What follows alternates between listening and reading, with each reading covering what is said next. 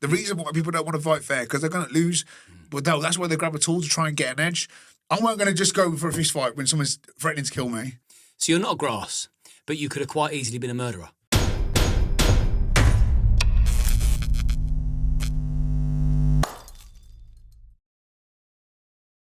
I want to say a quick thank you to our sponsors, Gold Seal. I use their products every single day, and now I finally get to work with them. I use their products for anti-inflammatory, reduced anxiety, better sleep, and mental clarity. I'm going to put a link to their website in the description, along with a 10% discount code for you to take advantage of. Go and have a look at their website, see if there's anything in there for you. I hope you enjoy this week's episode, and good health. Tommy. Nice to meet you. And you. Thank you for coming on. I've been following your stuff for a good stint now, and I admire the message that you put out to the youth. You put your hands up for where you've gone wrong in the past. You're an advocate for people putting knives down and gloves up, and you repeat that message. And it only gets in people's heads if they hear it on repeat. And the fact that you do that, you encourage the youth to put knives down and put their hands up, for me, is admirable. We're singing from the same hymn sheet, so I'm delighted that you've come to share your story, because you've got lived experience of the consequences of that lifestyle. And you can correct me if I'm wrong down the line, but you end up lifed off in jail or dead, and there is really no in between. And the way the country's going, and the music culture, and the violence that's just escalating and people carrying knives out of fear, carrying knives for clout, putting themselves in a situation that's going to be catastrophic. I'm just very glad there's people like you out there that live by a code, stand by your word, and you'll condemn any kind of bullying. So I want to find out what moulded the man that's prepared to fight any man. Any man. Yeah, you are. It's my slogan. Any man. Any man, anywhere. So your dad was from Jamaica, but you're born and bred Birmingham. Yes, yeah. Give me an insight into what Birmingham was like growing up, because I know Birmingham is rough. Yes. Well, obviously on my mum's side or whatever, I've got a family very much like, I don't want to like blow smoke up their arse, but it's a bit like the Crays. They're just like mental family. And my mum tried to move me away from that side to the other side. And obviously my dad came over when he was younger, joined the army, and was was a Rastafarian previously. And they got together at some point, and I'm the son, obviously, and they tried to take me away from that side of the family because I was just too crazy. And over the area the side of Birmingham I moved to, it was just a heavily racist area, very hostile. And from the first day I got out my door, I was involved in bullying and fighting. From the very first day I left my house, I had a kid over the road who was a Scottish lad. He'd bit my lips, he'd bite my lips, and then he used to chase me with his stick. And every time that we didn't do what he wanted to do, he'd go, "I'm going to get my stick." And so, that was from 5 or 6, you know what I mean? So very first I came out my door, it was just pure violence around my area. And then as I got a bit older, I got forced into fights by some elders. They were about 15 at the time, sitting on the wall. And they would be like, "Oh, make the kids fight. The area was very hostile. So it forced me into a fight with a kid who was about 11 when I was 8. And that was one of my first fights. That was my first fight, basically. And, he got me in a headlock and I couldn't breathe. But they said, no, fist only, and split the headlock up. And I got up and I remember I couldn't breathe and whatever. And I just broke down in tears and punched the life out of him. Were they temper tears? Yeah, I don't know, man. I just remember not being able to breathe. And I just remember when I finally got up and that's how it was. I just, he was 11. He was my mate's cousin. There's a big difference between 8 and 11. Exactly. When you're 8 and 11. Exactly. It's not 30, 33. Yeah, because even 1 year, if you're in a school and you've got someone who's a year higher, that's another universe. But that's basically kind of like how my area was growing up. Rough. Yeah. Racist. Yeah. Hostile. Yeah. So what kind of racist rants were you on the receiving end of, or was there any attacks? The racism was more, I noticed it. I didn't really notice the difference till about 15, but I used to sit down with one of my friends, and this is basically kind of like how he'd address me, the darkie in the group. I'm the darkie. That's what he used to call me. And he said to me, "You know what, Tom? You're the darkie I like." And he'd sit there sipping on his Stella, smoking his solids, his big jacket on and that, and he was proper racist, He had his, Nazi SWAT sticker on there. But I turned him around, bruv. He's a good friend of mine now. But so you grew to He grew to like me, yeah. And you grew to like him? Yeah, well, I didn't really care. Like, personally myself, like, I've got white member families, I've got a black family, and being in the middle, like, I remember black family see me as a light skin, my white family see me as black. So you can't win. You can't win either side. So I'm not either. Do you know what I mean? So for me, I'm both. Do you know what I mean? And I feel like I even know that both sides don't see me as that. I just look at it as, well, that's a failure on their behalf because, you know, for example, my receding hairline comes from my granddad's side, the white side. Do you know what I mean? My dad, he's got him thick, full of afro. So it makes no sense to say that, I just take after my dad. What I like to say is you don't call a recipe by its ingredients. I like to touch base on racism because racism does exist. However, the word is thrown around Loosely. far too often. You then sort of ignore the real racism because you just think, people are putting that card again. And then the less impact it has. Well, I feel like also we charged as young lads. I feel like because of the hostility or some of the mistreatment that, you know, I was gassed up. I was told that, you know, every white man hates you, everyone, they all see you're black and that. So when the police officers were, you know, trying to search me, for example, we had the laser pens when they first come out. Yeah. You know, me and my friend both had one. We're both shining them around. They threw me on the car. They didn't touch my friend. All right, you can guess why. And then they threw me on the car, completely thoroughly searched me, took my laser pen off me, and didn't even search my friend. And so I had very hostility towards police officers, and I'd always feel, is it because I'm black? Is it because I'm black? Not every time it was, but there was, because the first time it happened, every time, and then I presumed every time now it's because of that, but it wasn't. So when I started realising, when I started treating the police officers differently and actually speaking to them, you know, properly and actually calming down and not sucking my teeth and not giving it all the, you know, giving it the cheeky shoulders, I started having a different response from the police officers. It was my attitude and the way I was going on. In school, around about 8, and I did, you know, I lost a bit of like respect for authority, etc. And obviously with the police, the way they treated us, and you know, I started hanging around with a friend who was from a care home. He was like a care home lad, and he was a bit older than me, and he used to send me as a mule to go do all sorts of different things, and so I was kind of like in the wrong hands, and so when I went to school, my behaviour was really out of line. And the teacher threw a fire extinguisher at him, and I got kicked out for it. So, that kind of, you know, that's how I was. You know, he pushed me. He was trying to tell me off, and as I went back, my back hit the fire extinguisher, and he dug into my back. I was like, So I grabbed it and threw it at him. He ducked, and then fucking all the classmates grabbed me. Then obviously that was my last day at school. So when I was kicked out of school, I got sent to a behaviour centre. Because your behaviour was just totally off the charts. Yeah, because I'm fatherless, and obviously, you know, having the wrong sort of influences on the street, and obviously being in a really hostile environment. You know, what seems to me as being like not offensive is extremely out of line for the school. You know, I was into all sorts of crap at that age. I was a completely lost soul, and I think that's one of the reasons why, like, I feel like there's nothing to get there. You know, joyriding and. You know, my friends would be always trying to street rob people, or, you know, there was all sorts of bad stuff that was kind of like I was surrounded by the wrongest of people. Did you think it was just normal behaviour? I don't know what I was thinking, to be honest with you. You know, led by older lads. Yeah, I guess, yeah, without having someone to kind of oversee my friends and kind of vet them, you know, without that father figure, and obviously we were able to get around my mother. And I think that sometimes it's difficult to kind of reflect on your own behaviour, especially when your father's out of the home. So you were the man of the house from what age? 8. Was you acutely aware that you are now the man of the house, or did it just for me, it was creep just up on like you? freedom. Obviously, my dad was very strict, and you know, I couldn't get away with anything. And the moment he left, it was like having, you know, the key to Pandora's box for whatever age. You know, I was like, oh my god, I can go anywhere and do anything I want. I can come in at what time I want. I can, you know, and I started really taking liberties with my mother. You know. And that's just kind of naturally how it goes, isn't it? You know, if you haven't got fatherless behaviour, you know. And there's too much of that nowadays. The family unit is. Well, it's completely fractured. And this is why young lads are now going off the rails, walking around carrying knives. And that's kind of your message that you put out there. If you've got a beef, settle it by all means. Don't kill each other. Straightener, yeah. And then straightener. Have a straightener. Like, we've been be friends after. 100%. And, you know, you need an outlet. I feel like people now will be like very against it, saying, everything needs to be diplomatic. But you need an outlet. There's nothing better than sometimes the best revenge is punching someone in the face. I tell you, like, there's nothing, you know what I mean? And then they get to hit you back, and you really get to get it out of your system without, you know, using a tool. It's a permanent act for a temporary problem. So you have a temporary problem with this person. He's upset. Yeah, he says somebody's done something. You want to do him a wrong. Fair enough. But if you do something with a tool, there's no coming back from that, and therefore it's a permanent act.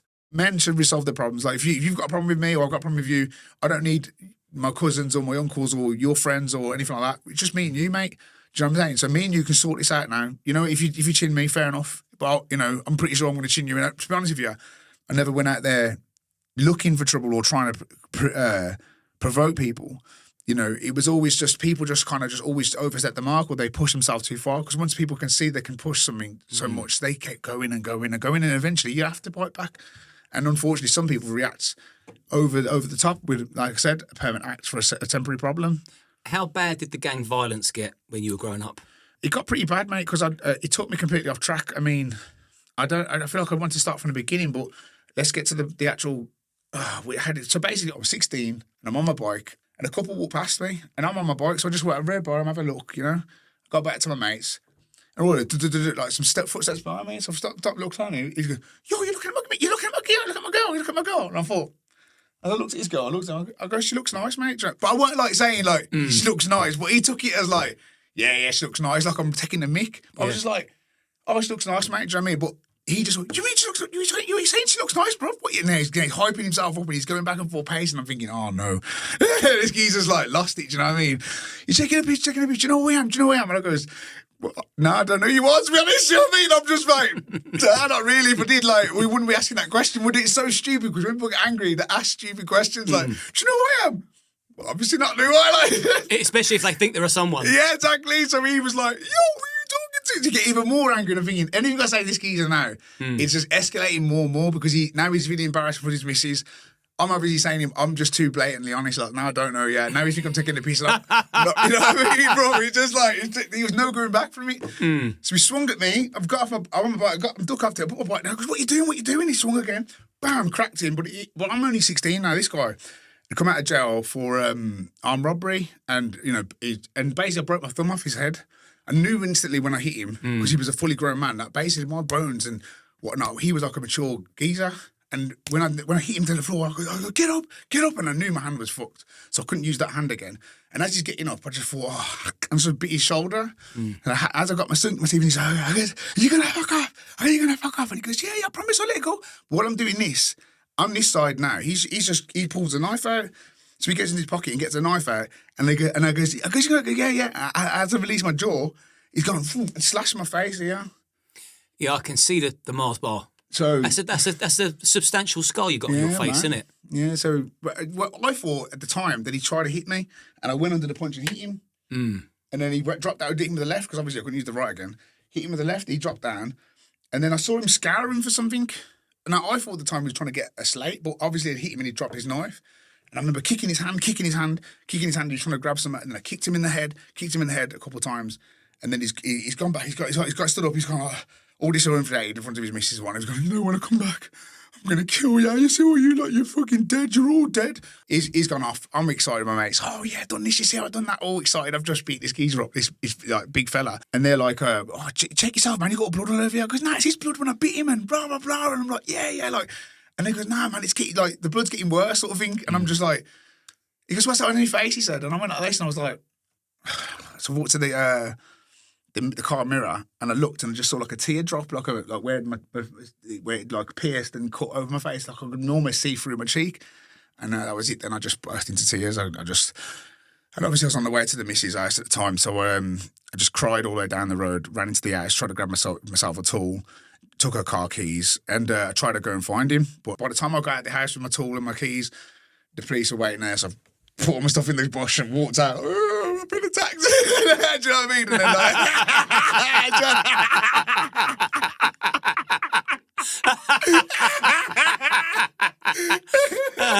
which I had been known, I was only a nipper, so this is why I love you. You're off your head. Oh, mate. And then basically.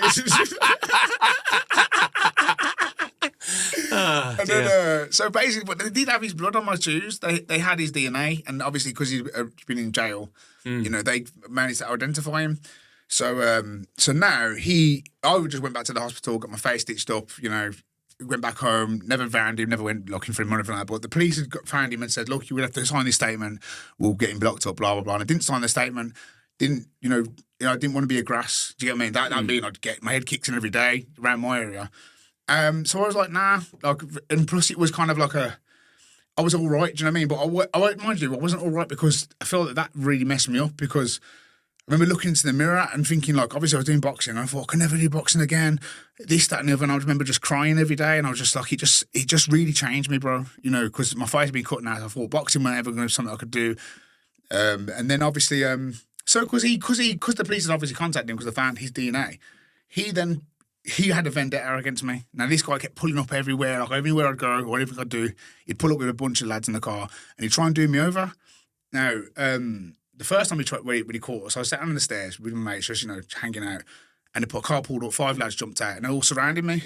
So I was like one at the bottom of the stairs, one at the top of the stairs, one behind me, and him in front of me. And I'm standing there like, you know, I'm only still 16, do you know what I mean? This guy's still 21, and he's like, yo, why'd you phone the police? Why'd you phone the police? Going back and forth. He's got another one glove on and that, you know, he's doing all the, you know, what you're saying, like, what you're doing, like, you know, gassing himself up, standing in front of me, and I'm like, I goes, listen, I didn't grass on you. The police found your blood on my shoes, you know what I'm saying? I'm trying to explain to him, like, you know what I mean? It is what it is. You've cut my fucking face open, do you know what I mean? My face has been fucked. He's like, no, you're trying to grass at me, you're grass. I go, ain't no fucking grass. He tried to Judas me when I weren't looking, tried to pop me one when I weren't looking. I managed to block the shot, push him back and just dart because all my mates froze. Now, I darted off to go and grab a weapon, come back out, and by that time, they'd all jumped in the car, drove around outside my house, and then basically I chased the car and started chasing the car, trying to beat the car up and that with the stick and that, with the baseball bat, whatever it was I had. And he was like, yo, you're dead, right? More threat to my life and whatnot. And then he drove off, and then that was the one time, so basically, and then the second time I walked into him. So this beef was ongoing with That's this. what I mean. It happened for it was a long period of time. It kept happening. And was you scared of him? Just because he's so much older, and it sounds like he's always firm-handed. Yeah, well, it's just more like I wanted to get him for cutting my face open. Do you know what I mean? And he wanted to get me for what? For defending myself, for looking at his girlfriend. And that's what it's over, something petty. Do you get what I mean? It's all right, I looked at you, so what? Like, people are going to look at you, it doesn't mean anything by you. I'm a 16-year-old kid on a bike. So how did it all get squashed in the end? I remember seeing him and I was ready to kill him and he was like, listen, what we'll do, me and you will have a straightener. Yeah, but we're not doing it outside my house. We're going to go down the road and do it. I said to him, the moment you jump over that fence, I'm going to get you. And I told him, he didn't listen, bro, because as soon as so I said, he goes, we'll go and do it the road. And I goes, okay, cool. No, I did, I walked. And as I heard the footsteps land, I just went all in. Yeah, and he pulled my jumper over my head and I couldn't see. So I was just swinging wild punches and I managed to hit him a couple of times and I got my top off. I grabbed him and I started like really laying into him. And mate was like, stop, you're going to kill him. And then his uncle came behind me with a machete. And then my mate, right, he was he had a lot of brothers and he was quite, you know, so he protected me. You know what I mean? He says, no, you're not doing that with him. You're not hitting him with that. And then he's going, stop. Because I wanted to kill him and I wouldn't have stopped. And after that, me and him sat in the car after that and we actually spoke it out. He goes, listen, you know, I've been fucking doing drugs and I've been fucking doing... He completely went off the rails. Like, this guy he had cars parked around the area. Everybody was afraid of him. Now, if I knew who he was, I probably would have just left it. And obviously, the constant feud going on over a couple of years, he'd had enough, I'd had enough. It was good to get a kind of straight and to finish it sort of thing. So we sat in the car and we spoke it out and I was just like, look, man, you cut my face open the day, do you know what I mean? And you accused me of being a grass. So these are 2 violations, bro. Massive ones that, like, I'm quite a guy by code. I'm quite sound. Do you get what I mean? Fair enough. I was a bit cocky and a bit too, but I wasn't afraid of him. I think that's what a lot of people don't like. They want you to be afraid, and when you're like, no, I don't know who you are actually. Did boxing straighten you out? Yeah, boxing 100%. Or did it just make you more dangerous? Well, basically, when I was 13, 14 years of age, my mum sent me to my room and I just beat the door up, and she phoned the police on me. So the police came up the stairs and he went, he goes, have you done this to the door? And I'm sitting there just snivelling, crying. And he goes, listen, I'm a fully grown man and I couldn't put my fist through this. Like a wooden door. He says, you need to get into boxing. And I was like, sure. But I think he was probably buttering me up a bit. And I was like, okay. So I went to the local gym by me. It was like a rundown pub at the time. And I went in there and there was like a really good professional boxer sort of thing. He had a decent career, but he was like the main guy. And I went in there just trying to batter him and he just, you know, maybe he handled it. You know, I tried my best. I was only a little kid. Like, he was like a good lad at the time. And they was like, yeah, man, you can stay with us. And then basically we was doing press ups and sit ups out the back garden. And then we'd go for shuttle runs on the park. And it was like a family. They were helping me. They were giving me loads of help. And I was really just naturally good at it.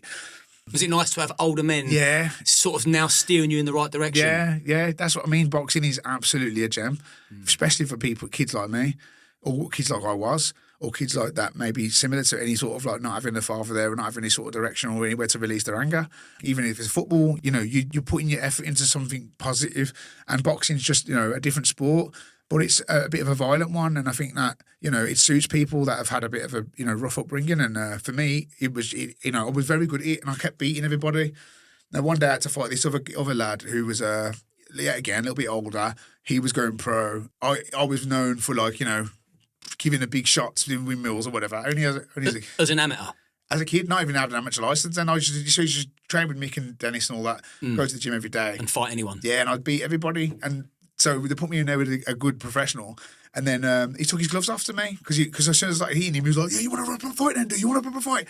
And I go, "What you on about? Like we're boxing sort of thing." And obviously I hit hard and I'm just a violent kid and not really realising.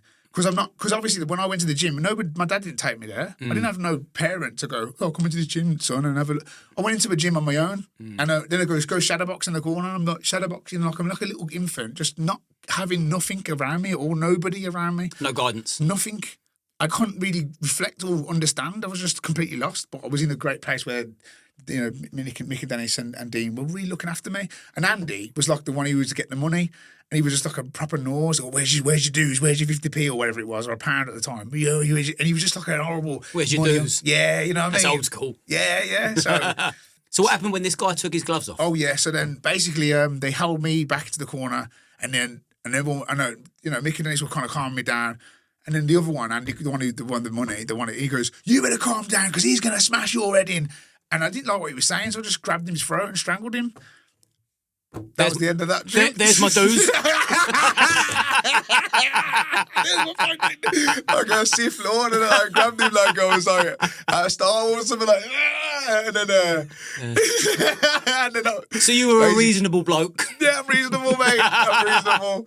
They took me to the door. And he goes, "Look, mate, what you've done there. We love you, Tom, but we can't bring you back in now. That's he's the one who kind of brings the bread in anyway, because he's the one who has to kind of shake everyone's pockets and."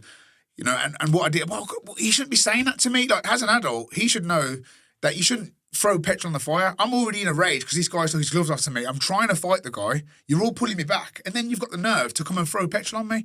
But the kid probably would have battered me. Like, he was a good lad. Like, but I would have probably battered him because when I was beating him, he didn't like it. That's why he took his gloves off, because he didn't like he was getting smacked up, and that's happened a few times for me in sparring. Talk me through your boxing journey. So did you start unlicensed? My very first fight was an unlicensed fight, yeah. And I was probably about, I don't even know the age, I can't remember if it was, I think it was probably after I used to go to Global Gathering and stuff. So I think I was probably about 26. I think around that sort of age where I kind of got into boxing a bit, started doing a bit of unlicensed fighting. And then I went from a professional license around about 29. And then they refused my license because, basically I'm just... I'm just speaking my mind, and I think politically I didn't really fit there what they were looking for, and they were just making up excuses and using me as sparring partners for some of the good lads, and using me for to get people past through their assessment. You know what I mean? So the boxing world is can be glorious for some people, but it can be very very, very horrible for others. And I definitely, like I said, when I started going to the other gyms, the professional gyms around Birmingham. I'm very familiar with the people there, and I was at the gym for a good couple of years, training with all the best of the lads. And when I went from a professional license, the guy that I used to go to the gym, on the table, he'd actually like he didn't know me, and I'd be like, "I'm at your gym every day. Every day I'm there at your gym." I used to walk to town, train, walk back. You know what I mean? I used to like the walk. People saying, "No, I'll give you a lift. No, you don't have to walk." I'm like, "Nah, man, I'll walk." Like I used to walk miles to go there every morning, train at the gym, walk back for many years. For a couple of years, and then when I actually did go for the assessment, I used to beat a lot of the pros as well. So when I did go for the assessment, I was like, "Yeah, I do pretty well. I'm good at what I do." I thought it was just about being good at winning fights and being good at boxing, but no, it weren't really all about that for them. It was a bit like politics. Yeah. So I got ostracised, and I got actually lucky. The guy who was at his gym, when I tried to get him to vouch for me, he goes, "He could come down to my gym sometimes." And that's exactly how he said it. And I remember that. And I just thought, I'm never going back. Yeah, where's the loyalty? Do you know what I mean? So you were boxing for 10 or 12 years before you had your first bout, which was unlicensed. Yeah. So between 14 and 26 then, just briefly, what sort of stuff were you getting up to? Because I'm assuming these are going to be your troublesome years. Troublesome years. The good bits. Yeah. So, I mean, The juicy podcast yeah, bits. mate. Roll with it. Yeah, I think there's a couple of families that were like the drug dealers, main drug dealers around the area, and they kind of had it all on lock and they were kind of fighting over things. And so because that guy cut my face open, now, because found the blood on my shoes, he went up and said, oh, he grassed on me, but really, you just got evidence because you've been in jail and I know it's your blood because it's on my shoes. Now, was driving in this car, right? I was in the back of the car, and I remember my mate seeing some girls. Like, he's driving, you get me, thinking he's a hot rod, and we saw some girls, and he goes, "Oh, we saw some girls." He went round the island, pulled back around the island, and he went, "We're going to get them." And he drove around the corner, and he took the corner so wide, he went into the other lane, and like where the bus usually comes from, and went head on into my mate's car. Now my mate was related to the gang family. Now, he went head on into the car and everyone went scattered and ran and I'm in the back. So I was like the last one and I looked and I thought, oh, that's my mate. I used to go around there with him when I was a kid. We used to play golf and I used to like hit the golf ball into we used to have a little like a toilet roll and that. And we used to play golf in the toilet roll and he was like my friend. So I couldn't run. So I stood there and I was like, oh, I'm fucked. I go, is everything all right? Is everything all right? He goes, no, it's my mum in the car. He's trying to punch me, trying to hit me. And I've took my hood off. I go, it's me, it's Tom, it's me. And he's gone, who the fuck was driving? Who the fuck was... And he's going crazy and I'm going, an Asian guy named Adam. That's all I can say, yeah. I'm not fucking telling you who was driving, am I? But I can't run either. So I'm just like, I should have probably ran, but I didn't. Well, I've done the right thing, I feel. Anyways, police came. I get arrested. One of the gang family members come up, pull up in the car. And he comes to me, he goes, listen, you better fucking tell me now. I know you're a fucking grass anyway. I just flipped. Started going for him. Police pulled me in the car. Now I've got an offence associated with the driving a crash and now an assault charge going on. When I got out the next day, I was on my way to the phone box and a car pulled up next to me. It's him again. And he goes, one day, you're going to tell me who's fucking driving? You're going to tell me who's fucking driving? Giving it the fucking 10 bears. And I just put my head through the car window and just tried to punch him. And he drove the car, I've kind of come out the window and I've tried to grab the car, the spoiler on the car, and I'm trying to stop the car like I'm freaking him, man. I don't know what I'm doing. I'm like, he's dragging me up the road. And he's come out, and I've like let go. He drove up the road, come out the sunroof. He goes, oh, you're dead. You are effing dead. And look, so I was chased after the car. He drove off. And then I thought, forget this. I went to the phone box to go and speak to my mate. So I'm going to the phone box now.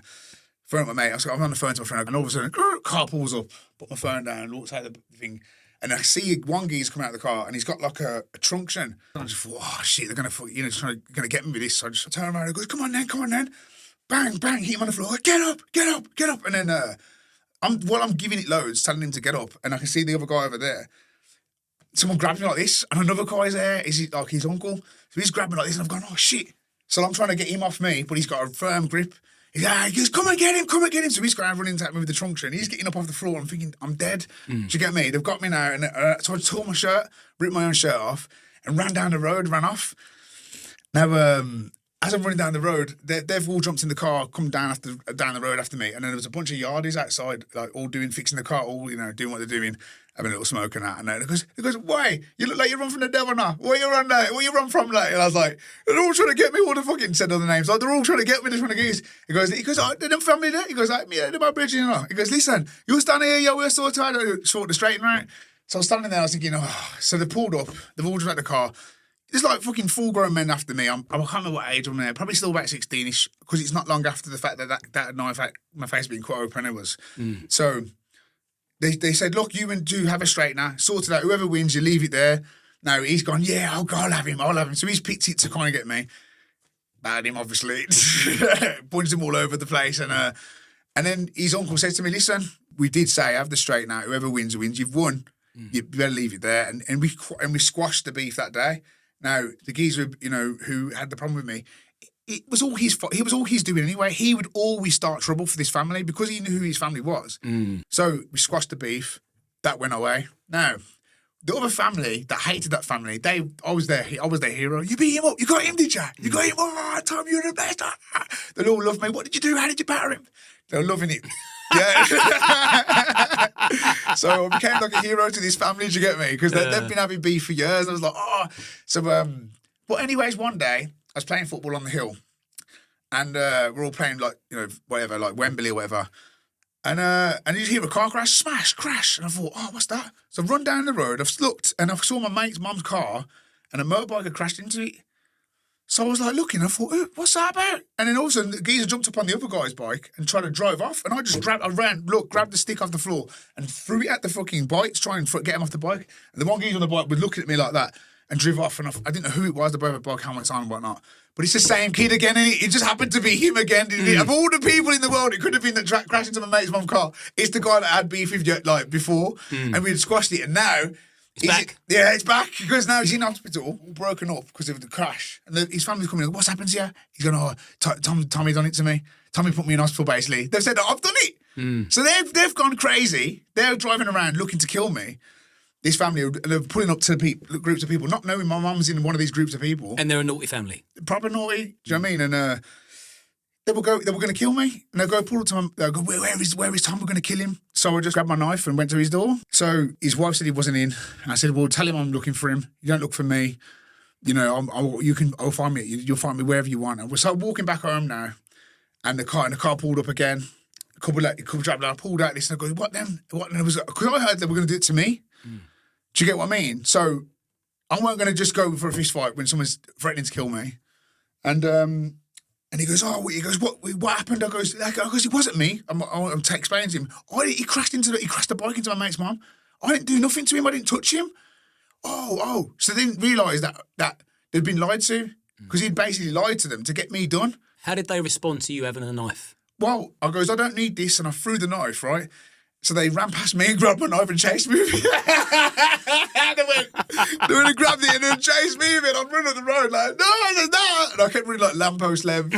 I'd run about a lamppost length. I'd go, put it down. I won't put it down because I knew I'd batter him anyway, you know what I mean? Like, because obviously I'm beating everybody up at this point. Because trouble was just following me at this point now. I'm just having street fight after street fight. I'm beating everybody up. Him telling me to grass someone up and then me trying to attack him in the car. Obviously, I'm escalating things at the same time, but I'm not a grass. You're calling me a grass. You know, I've stayed there because I care about the family. I do love that family as well. I love both of them, the families that had the feud. So you're not a grass, but you could have quite easily been a murderer. It's kind of funny how life works. Now, obviously, when they threatened to kill me because they thought I put him in hospital, it's fair enough. Like, you would want to, if I actually did put him in hospital, then fair enough. They were quite within their right to try and, really seriously try and find me and kill me. And you were prepared to kill him at the time? Well, they were going to kill me, I'm just, what I'm going to do, just let them kill me. Like, so that's why I grabbed, and I feel that's why a lot of lads do grab tools, because they think to themselves, well, if I go there, that person's got a gun or that person's got a tool, I'm using a tool. So I totally get why people tool themselves up, because you can't go to a gunfight with fist or fist fight with a knife. Do you know what I mean? You need to you need to grab something yourself. And this is what people were like, that everybody uses tools, everybody grabs things, they can't fight you fairly. You know what I mean? So only because of my life was under threat from weapons is the reason I grabbed one. And I can see exactly why good people, because I do consider myself good, even though I was very volatile and I didn't react correctly, but that's because of my guidance and my upbringing. Did you ever get involved in the gun scene? No, never. That was the only tool I've ever grabbed. Because there's plenty of gun wars in Birmingham, isn't there? There's a lot. There's no shortage of them. Like I said, I don't understand why. As much as I do anti-knife crime, I do understand why there's a lot of knife crime, and I'm not trying to have a go at people that do carry tools and do carry weapons, because I understand that it's a different world to what most people live in. I see that I kind of sympathise with it to a degree, but ultimately we just need to give people an outlet. Because I tell you, every time I've had a fight with somebody, or you've resolved your straightener, you've got it out your system. I don't really hate people that I've had fights with after. If you was in a senior position in the country, how would you go about reducing knife crime? I'd increase the sentences for 100%. Increase the sentences for anybody who's carrying it or anybody who's got any sort of tools on them. Stop and search. Anyone carrying, you get a good sentence for it. No messing about, and basically some sort of like the army sort of thing. They straighten a lot of people out. When I went to the army, I got to go to a work course there. And it was brilliant. Like some of the sergeants and some of the things you do, like the activities going out, camping and hunting. Community. Yeah. And getting up and getting your breakfast in the morning, and you're all like, and you get to go out and do activity. You get to burn as you do your shuttle runs, and you learn to lose guns and stuff like that. And you learn. You said stop and search, so you're all for that. Yes. Because a lot of people, I think people our age in their 40s, irrespective of what colour we are, I think we're all in favour of it. If we can prevent a murder, or someone getting murdered, we're going to be up for that. But you do get a lot of people sort of younger that they're not particularly happy with stop and search because it means they've got to be profiled first. People say that stereotypes aren't true. He's just being ignorant. You know, if you saw somebody wearing a certain, I don't want to go into which particular. Let's say, I don't know. Let's not even say that. Let's just say if you see somebody dressed in this particular way, or like let's say, I don't know, they've got plaits in their hair and stuff, they're probably going to be into, like, probably hippie. You know, if somebody looks a bit like a hippie, they probably are going to be a bit of a hippie. You know, probably like, cool out, dude. You know, chill out. Stereotypes are a thing. You can read body language. You know what I'm saying? It's not hard. But at the same time, yeah, I think that you can't win with parents because, like, if you don't search the kids, you're putting other kids at danger. And when you do search the kids, you're harassing my child, So it's a no-win situation. I feel as if, like, we need to give parents more rights with their children to say, you know, fair enough, maybe some children get brought up on maybe a beating. Yeah, I was beat as a child. I still love my parents thoroughly. Yeah. Some people are like, oh, it's child abuse. You can't do that. Everyone has different ways of kind of getting the result that they need. You know, detention and sending to your room and stuff is effective. But I tell you, a clip round the ear and a clip round the arse, you know, really sent the message home for me. And I know that people say abuse. Well, like, it's kind of a preventional abuse because, like, by receiving that kind of beating, you know, I'm doing that again. Like, I felt that hurt. And you think I'm coming in late again? When I never come in late when my dad beat my ass. Yeah. When my dad left, I come back in whatever time I wanted, strolling there because I weren't getting beat for it. So I know for a fact they were keeping me in line. People will be gobsmacked by that in this day and age. Exactly. Gobsmacked. Our era, that was sort of standard. A lot of my mates used to get the brush. They've turned out to be fabulous human beings. Right on the straight and narrow. They're respectful. They've done well. They're good role models. It has to be done out of love. I think, like, it's got to come from a place of love. Yeah, my dad never came home drunk and, I'm mad with my life and took out of my son. Like, he weren't like that. It was like, you're doing something wrong, you're gonna be penalties free. There's gonna be consequences free. And if I don't learn that at home, then I'm gonna have to learn it on the street with the police. So you're not fixing the problem. You're just moving it. Did you ever go to jail? No, I didn't. Managed to escape it? Yeah. Do you think boxing saved you? I think I got into security work. Legitimate security, or yeah, security for Boots Chemist, to work for Boots Chemist, and I used to, like, basically watch all the drug addicts come in and get their stuff, and I had to kind of, like, you know, treat them how they deserve to be treated. You know, these are people coming in for, you know, with struggles. Real struggles, you know, and they would try and take stuff, and I'm just there to, like, look, I know you're trying to, like, make a couple of quid, but just I can see what you're doing. Just, like, put it down, mate. Get out. I wasn't trying to arrest everybody, trying to citizens arrest everybody and make their life even more of a hell. I'm there to tell them to just stop it, get out. You know what I mean? Don't do it in this shop. But sometimes you're too soft with that. Then they come and take liberties as well. So sometimes you need to be like, listen, I'm going to arrest you. You know what I mean? So it's very difficult. But I felt like how you approach people and how you speak to them. I'm not trying to inflame any situation. You know, you get trained as a security guard, how your behaviour can affect others and stuff like that. So it straightened me out. Have you ever struggled with your mental health? Absolutely. I definitely didn't want to exist. Oh, you've gone that dark? Yeah, very, very much so. Yeah. You happy to talk about that? Yeah, I talk a bit about it. I think Tyson Fury sort of kind of, watching him talk about how if it can happen to the heavyweight champion of the world, it can happen to anybody. And I think that was one of the good things that for me that really helped me kind of like think, you know what, I ain't the only one suffering from this. And I think like a problem shared is a problem halved. And I think that's kind of, there was times when, you know, from where I was in my dark days, it's just like there's no end, you know, no light at the end of the tunnel. You know, I just, you know, you look around the world, there's so much, it's so like messed up, and it just gets too much. And you just, you know, the more aware you get of things, you think to yourself, you know what, I don't want to be here anymore. What was the trigger point for your? I don't know, man. I just wanted to be here. He went for quite some time, and I just didn't want to be here, bro. And there was nothing that triggered the sadness. Just enough, and like, look, as I said, life itself. You look around, you start to observe everything that's going on, and you just feel like ungrateful. Like, and that's it, really. You're so ungrateful. Just when you look around, when you see what's happening, breaks your heart. Have a breather, brother.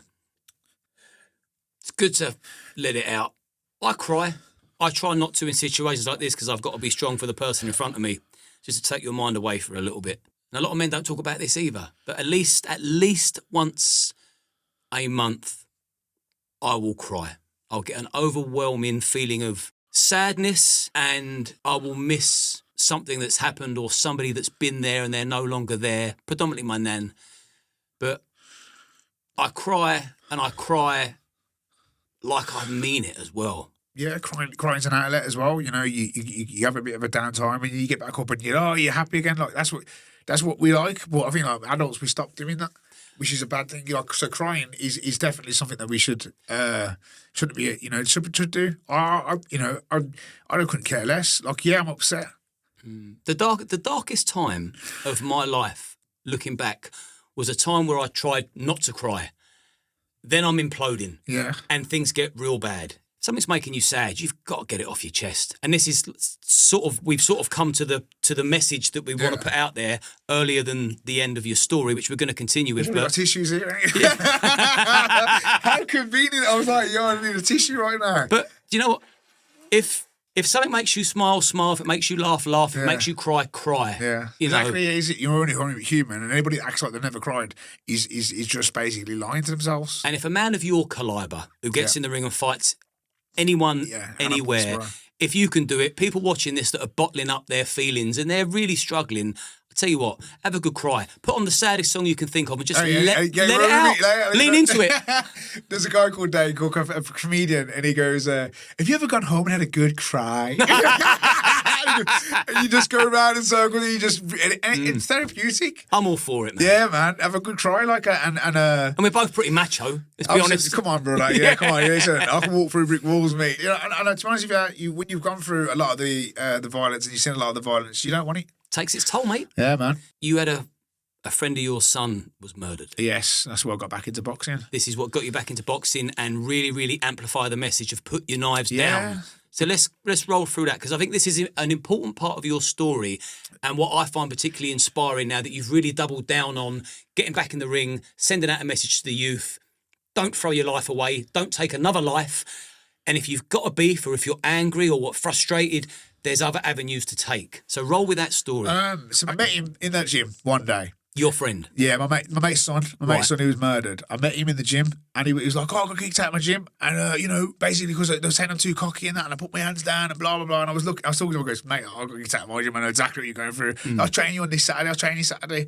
He's like, oh, yeah, I'll be wicked to train with you. Like, because I'm good at what I'm doing, just in my boxing or whatever.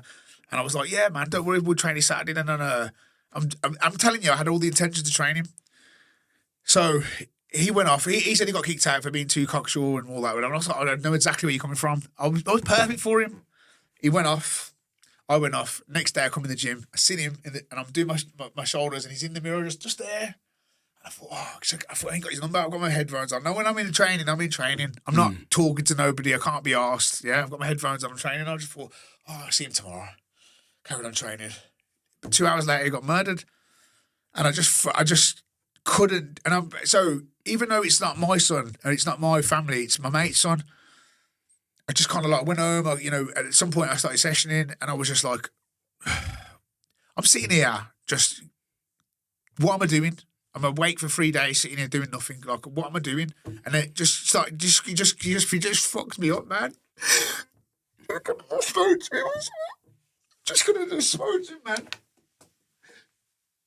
Could have been like, what's your number? And he could have been, oh, yeah, this and that's going on as well. He could have told me like, what's happening. And that could have changed, but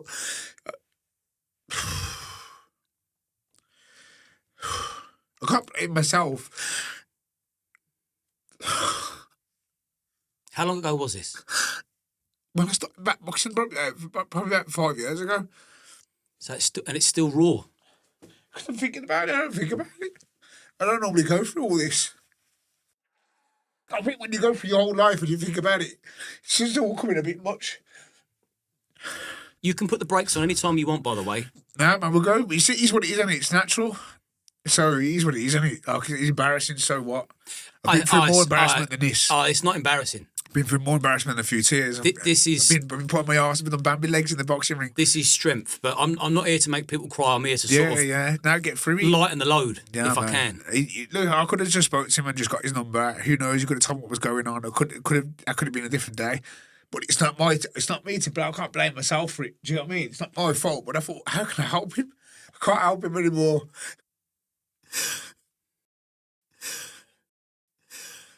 only way I can help now is by setting an example for the other kids that are here. I can't help him. He's gone. So I can help him when I was saying, yo, put the knives down, put the gloves up, get in the ring, or shut the fuck up. Because you're acting bad. You're only acting bad because you got locked up, and you can't fight fair because you will get fucked up. The reason why people don't want to fight fair because they're going to lose. But no, that's why they grab a tool to try and get an edge. Now, you went bad because you've gone jail. You know, you've gone jail. So what? You know, if you want to show you how big and strong you are, put your hands up, yeah, and have a straight now because, you know, if you lose, you can come back. I've had losses. I've come back stronger. I've learned from them. Yeah, you know, I've learned like, you know, treat people how you want to be treated. So anyway, I couldn't help him. So the only way I can help him now is by setting an example to everybody else. Like, you know, so I decided to get back into boxing. And honestly, I can't explain to you how crazy things have gone. I've had it's made you famous. Absolutely, yeah. I guess so. Everybody knows who I am. There's not a boxer. I mean, I've got world champions that watch my stories. You're here now because I know who you are. There we go. I've just never looked back. I've just thought, you know, set a good example. You know, because I never had a role model. I think having a good example, having somebody that can, you know, you can look at and learn from. Like, yeah, I used to put my hands down. Yeah, I fight like that. Yeah, I fought professional boxer. I had my hands down the whole 8 rounds against Tom Little. You know, like, so what? Did I come out of the fight? Yeah. Did I nearly win the fight? Yeah. I did punch him up bad. I had one of the best fights you can ever see. So, you know, fair enough. He had his hands down. So what? Like, some people do put their hands down. So what, man? Like, why are you kicking their kid out? Why are you kicking someone out of the gym because they want to do something a little bit different? You know what I mean? Like, you know. So, you know, I'm setting a good example. I'm doing my thing. And that, you know, this family brought this lovely lad, beautiful lad. Everybody loved him. He was smart. He was charismatic. I could only imagine what the parents go through, bringing a child up every day, feeding them, clothing them, making sure they know the ABCs, making sure they go and have fun with their friends, and they come back safe or whatever. Do you get what I mean? Like, this is like terrible that people have to continue to get up every day, knowing someone else has took their child's life, and try and be civil about it all. It's crazy, bro. It's completely messed up, and I can't stand the way that the authority deal with things. I can't stand anything about these leaders. They have no idea what they're doing. They're a bunch of puppets, and any country that has a puppet is a fucked up country. Because I'm telling you now, next leader we have, I want him to be able to do 10 press ups at least. I don't want somebody that can't fucking do 10 press ups telling me what to do. You know what I'm saying? And that's a good shout. I've never thought of it like that. They can't even lift their own body weight, bro, and they're trying to talk to me. We need strong leadership. It's another conversation completely, but I think that we need our own community leaders like yourself. Thank you very much. You be the strong leader of the community, because nobody respects government because we know that we're lied to. Absolutely. And they're all hypocrites and they don't lead by example. They follow the money. They're career politicians. They don't give a monkeys about us. 100%. And they want to divide us as well. And I wasn't going to go down the religion route. But seeing as I've just seen you very upset, I'm a man of God. You found religion and that eased the pain. I'm a man of God. And I don't like to go down the religious route because I feel like people are all arguing over the same kind of thing, really, to me. It divides people massively. Yeah, I completely support all faiths. You know, whether you're Jew, Muslim, Christian, whether you're Hindu, whether you know, if you feel like you found something that makes sense to you through God, who am I to tell you that's not the right way? But as long as you're treating people how they deserve to be treated, like you would like to be treated, as long as, you know, you're not, you know, it's the very basic commandments. You know, thou shalt not kill, thou shalt not steal, and, you know, we are sinners. There is things that we're gonna always have, be subject to temptation, etc. It's all, but relatively, you've got to be the best person you possibly can. Do you get what I mean? And personally, yeah, I'm a man of God, 100 throughout. But you were atheist at one stage. Oh yeah, I was an atheist, 100%. Yeah, I used to be just very, very hardcore atheist. Yeah, I was, very into all the science. Yeah, loved my science. The only books I used to read as a kid. But having a faith has improved your well-being. For me personally, I'd say as an atheist, yeah, I would prefer the person I am now to the person I believed before. But that's it's subjective and it's opinion based. It's down to that individual. If they feel as if they can operate as a better person in society without believing in a deity or whatever, then that's good for them. But but I personally think that, yeah, you know, that's what my opinion is. For me, I feel like it's my own personal thing for me, for being a man of God, you know. A lot of people that were atheist seem to be coming round to the idea of religion now. This isn't the first time that someone said that they spent most of their life not believing in God, and then they did, and their life has changed for the better. So I can only tip my hat to that. Me personally, just so I'm opening myself up to you, I would consider myself an atheist with Christian values. Okay, that's good. That sounds nice. Yeah, that's probably how I would identify. Yeah, identify as a non-Christian. Like, listen, you've got, like you said, your values are correct. These are my pronouns. You can still be a good person without having a faith in the Creator. And do you pray? I would want to keep my religious beliefs to myself personally. Yeah, I'd like to keep that. I've always all I can say to everyone is that I'm a man of God. What God do you pray to? What God do you believe in then? What God do I believe in? The Creator, bro. There's only one Creator, and that's it. Who is he? What's the name? I'm going to give no identification to my faith. That's fair dues. I respect that. I've just got a suspicion, being from Birmingham, it's going to be a particular faith, and people watching this will know that I have in the past been critical of that faith, and I think it'll be nice for people to see that two people can disagree on certain faiths, but they can still be friends. Absolutely, and it's fine. With mine, it's a personal thing. It's not like you must confine my thing or see the way things I see. I can't. It's too complicated for me to explain. So, I am a man of God, and that's where I leave it, and I'll never go any step further. I'll never say this name or that name or anything, because it's still more complicated than that. I tell you something now, and I'm going to give you maximum kudos and respect for how you've dealt with the question, and also how it is organically for you. You're a man of God, you're a believer, but you keep it personal. Yeah. So it really tells me that it means something to you, and you mean it, but you're not prepared to ram it down anyone's throat. It's an intimate connection that you've got, and mate, I fully respect that. Thank you. I really do. Thank you. I don't want you pressing me on it, because I'm not going to press them. I mean, you've given me a beautiful answer. You've not tried to convert me or convince me. You've just let me know that you've got a relationship with God that's personal, and I think that's beautiful. Thank you. And relationships should be personal. Absolutely. Relationship, yeah. Yeah. Do you know what I mean? Exactly. That is true. That is very true. But, everybody wants to kind of like, they feel that they have the answer and they want to bring people to salvation and lead them to whatever they need to. But I personally don't think it's not my business. I think, I do. I remember when I was atheist, I had a very good conscience and I was a very good person anyway. And I think that's all that matters in the day. If you're treating people the way they deserve to be treated, and you're improving as a person, because no one's perfect. As long as you're doing the right things. I love not being perfect, because for as long as I'm well aware that I'm not the perfect person, I get to learn from others. Exactly. And I'm always aware. I've learned masses of you today. Thank you. So thank you. You too. It's been lovely. You brought the best out of me right now, and I feel like the setup then what you do. And I totally do. I love everybody. I've got love for everyone, regardless of what they believe. I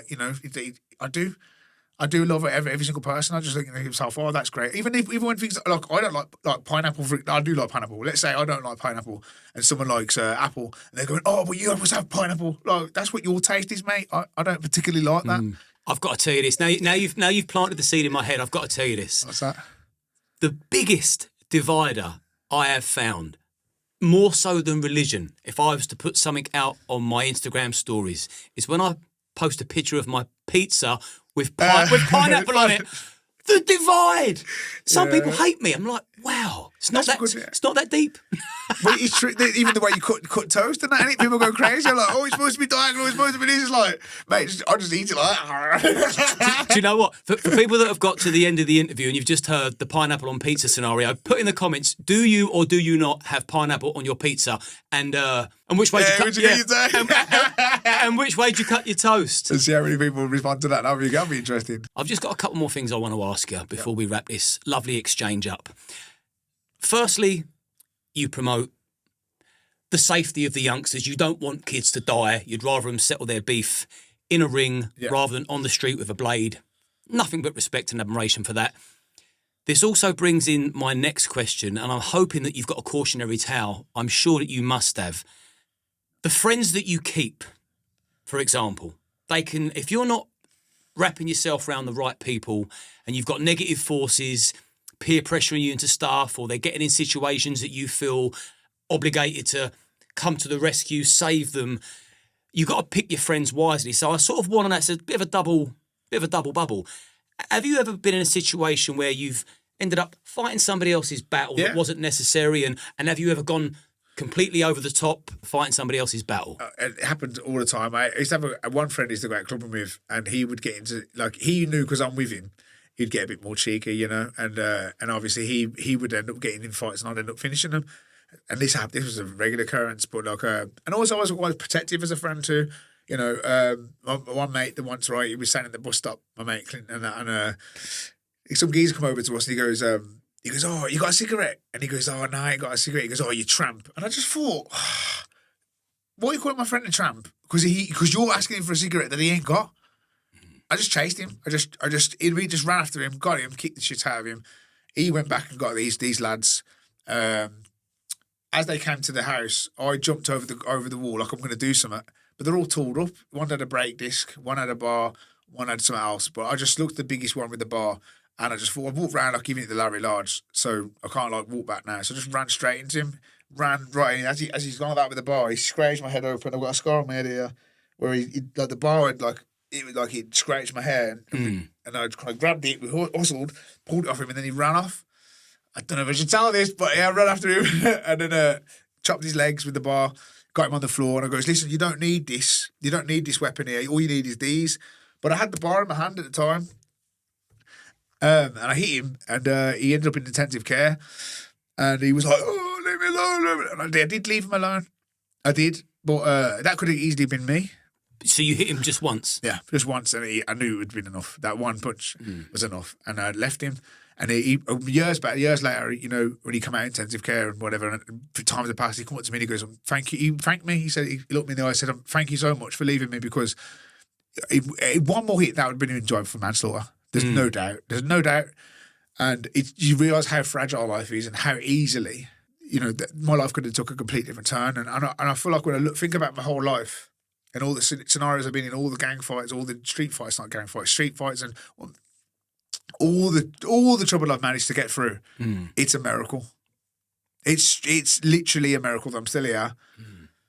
And coming from such truthful, bad street fights, you know, it was times when I was, you know, because my school was very bad, it was very volatile. There was so much bullying in there. There's so much like groups of people that would grab me up and whatever, and they all had older brothers. And there was lots of situations where I was just completely outnumbered and outgunned. You know what I mean? And I've been on the receiving end of being a bully, and I've been a bully. And I remember the last time I ever bullied somebody was one mate. Now, because it was kind of cool to bully people when we grew up, it was a cool thing to do. That's how hostile things were around my area. I was hitting him, and there was another geezer with me, and he grabbed me. His name was Tommy, big mixed-race geezer, and he goes, "Do you want to bully you? Do you want to bully you?" And he bullied me because I was bullying this kid. And like I was like, no, like I was only young, like, and I thought like that's when bullying died for me. I was probably about, I can't remember how old I was, but I was young because I was just copying what everyone else was doing. So when I ended up getting bullied for bullying somebody, I never bullied him again. And that's my best friend to this very day. He's still my very, very, very close mucker. But he was just a little aggravator, and like, you know, he used to beat me up all the time. In fact, like when we started doing boxing and that, he used to beat me up in his back garden and stuff. He was brilliant. Like, but he's one of my best mates, like Dean. And like Dean, I was trying to pick on Dean, and then it turned around and I ended up getting bullied, and it was like such a mad scenario.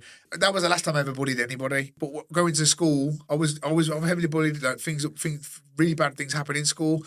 You know, happy slapping was, you know, became a thing. So basically anybody was a target on a bus. If you sit on the bus, people would just slap you for no reason. You wouldn't have to do nothing to get like violent. I remember those days. I mean, imagine if that was happening now. Oh, man. Just be nuts. Let me ask you, bringing it back to the current day. It's irrefutable that you are a born fighter. Thank you. Simple as that. Anyone that follows Tommy will concur. You are a fighter. No ifs, buts or maybes. Question is, what are you fighting for? Nice down, gloves up. Getting them, like, to set an example that, you know, I've managed to do great things in the boxing ring, and I've managed to reach out to a lot of people. People send me big paragraph messages telling me about how I've changed their life and their perspective, and how, you know, I've managed to turn a racist round. Do you know what I mean? My mate was racist, called me the darkie, and he ended up saying, "Tom, you're the only darkie I like, to be honest with you." And he loves me, man. That's still quite racist. It is, isn't it? But I don't care. Like, even though it's dark, it's like, I don't give his damn. Like, a lot of people, what they do is they get offended, and then they go, "Oh, you called me this," and it's like, bro, because it's really like, all right, he did call me a dark cat. You know, it's terrible. It is a horrible thing to call somebody. But to be honest with you, mate, I couldn't give a rat's ass because it's his problem, not mine. Like I pity him for having that view. It's a pity that because like the racism that he has prevents him from meeting some of the most fantastic people. Some of the most fantastic people I know come from all different races, all different, like not just one. Every race. If you rule out one race, you're missing out on some fantastic people. It's your loss, bro. I mean, you've nailed it there. If someone's being racist, like that's their problem. Yeah, with some of my best mates, and we all take the miss out of each other. It's just a bit of banter. But, you know, some people take it really personally. And I understand, you know, when you hear about history and you hear about like how life was and how you're not going to tolerate it and all that. But now you're just walking around with a burden on you, bro. You're just angry for no reason. I'm so glad you're saying this because if I was to steer it in this way, it looked like I'm being sort of subconsciously biased. But shit's happened in the past. We can't change history, but we can change the future. And if we cling on to all these, especially like racial grudges, I would really, really like to see the country unite more and races unite more because, man, we have a good crack. If you think about it, we have more in common than we do have part. Like, for example, all that blue's my favourite colour. Blue runs through all of our veins. Everyone's veins pumps blue blood. And we bleed the same. And we bleed red. And it's your character that you're judged on. Yeah. Skin colour's irrelevant. I know some very bad people and they come in all shapes and sizes and all different colours. Well, I'll put this out there now. My dad is in jail for 18 years for doing some terrible, terrible things. I testified against him. I played a part in putting him in jail on his own island, on the Isle of Wight. He's white. I'm 50% him. Yeah. And he's still a piece of shit. Yeah. Zero to do with race. Exactly. But I will call my own out. Really, your family's an extension of you. When they're doing stuff that you don't agree with, you're actually putting me at jeopardy. And that's why I say, with a knife crime, if parents are held more accountable and they're punished for it, then parents will probably do a better job at looking after their kids because now you're leaving it the responsibility of the police to do because you can't parent properly. And that goes for your community as well. If people in your own community are behaving shit, pull them on it. Say, you don't get a green light because we're in the same community. Like, you're letting the side down. Level up, behave yourself. Don't do things that are immoral and be a better person. There's different types of grassing people up. You can grass somebody up for probably doing something that provides some sort of a living, but you grass somebody up for basically carrying around with an offensive weapon that's going to put someone's life at jeopardy. You know, I don't really think that's equivalent to, you know, if you're doing something to kind of do what you're doing, you know, don't mind your own business, yeah? But if you know somebody's very volatile and they're going to be a danger to society, we don't need that.